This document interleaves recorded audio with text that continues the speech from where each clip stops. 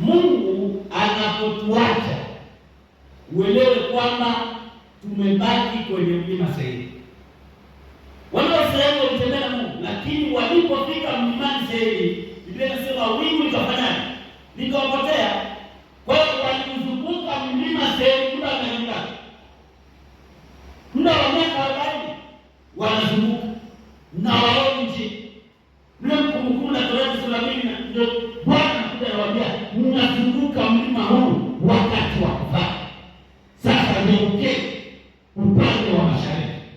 Kwa nini Mungu asiwaambie tangu kwa miaka 10 au kwa miaka 5 au kwa miaka 2, lakini anasubiri watu wazunguke miaka 40? Wakati mwingine unapofanya dhambi, Mungu amekuacha utembee namna unavyotaka wewe,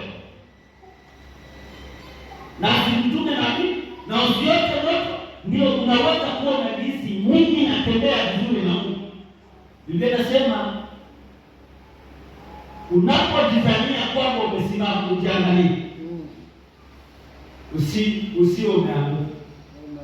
Amen. Unaweza kuwa unasimama unasema mimi nimesimama, kumbe unaanguka tangu zamani. Kuna watu tunaingia kanisani, lakini Mungu ameshatukataa kabisa. Ameshasema ondokeni, siwataki na siwajui. Haleluya. Bwana Yesu asifiwe. Kwa kwenye kongamano hili, jambo la kwanza ambalo Mungu analolitaka ni toba. Sema toba. Amen.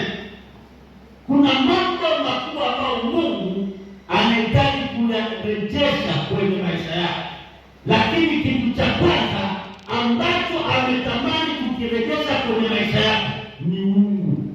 Sema uungu.